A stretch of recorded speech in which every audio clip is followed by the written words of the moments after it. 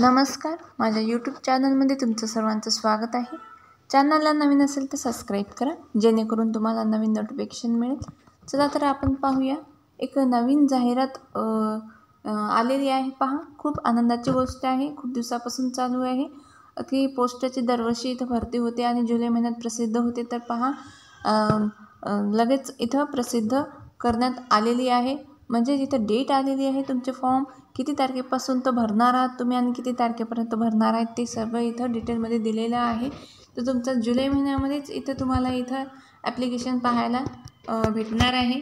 तर पहा, खूप चांगली आनंदाची गोष्ट आहे।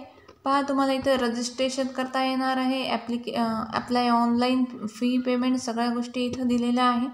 तर ही पोस्ट जी आहे ते इंडिया पोस्ट GDS आहे, म्हणजे तुम्हाला इथं पोस्ट विभागाची जागा निघणार आहेत। तर पहा, म्हणजे निघालेले आहेत। इथं ॲप्लिकेशन सबमिशन तुमची तारीख जी आहे ते 15 तारखेपासून स्टार्ट असून 5 आणि 8 महिन्यापर्यंत असणार आहे। 15 तारखेपासून तर 5 तारखेपर्यंत तुम्हाला फॉर्म फिलअप करता येणार आहे। आणि हे जे आहे ते प्रत्येक स्टेटनुसार तुम्हाला इथं वॅकन्सी तुम्हाला भेटणार आहे। आणि खूप चांगली संधी आहे, ही संधी वाया जाऊ देऊ नका।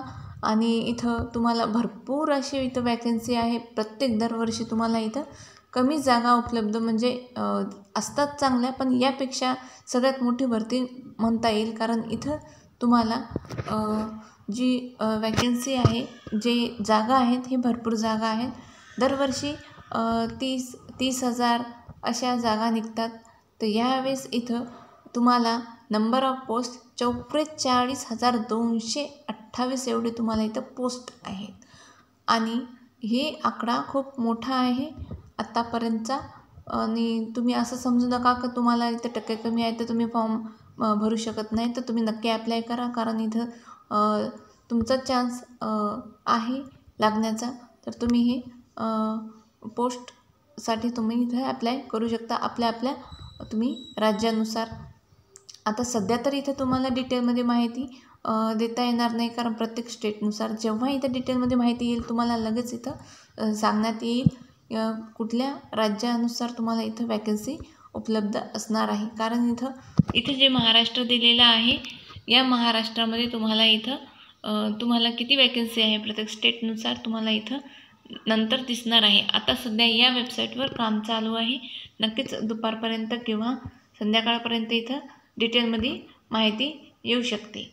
तुम्हाला इथं जास्त काही नाही, तर तुम्हाला इथं फक्त 10वी पासवर तुम्हाला म्हणजे 10वीच्या टक्केनुसार तुम्हाला इथं पात्रता देण्यात येईल, म्हणजे तुमचं सिलेक्शन होणार आहे तुमच्या टक्केनुसार।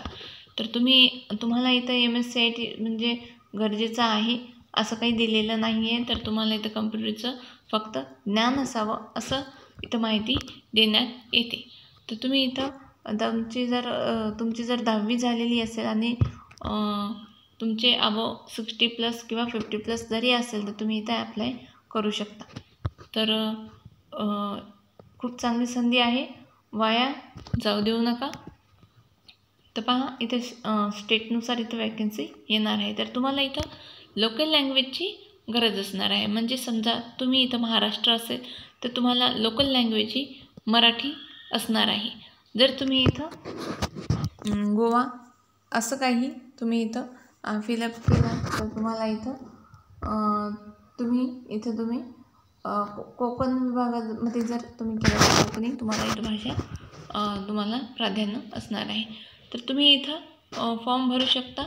जर तुम्हाला मध्य प्रदेश या स्टेटवर जर भरणार असाल तर तुम्हाला इथं हिंदी आवश्यक आहे, लोकल लँग्वेज, ठीक आहे।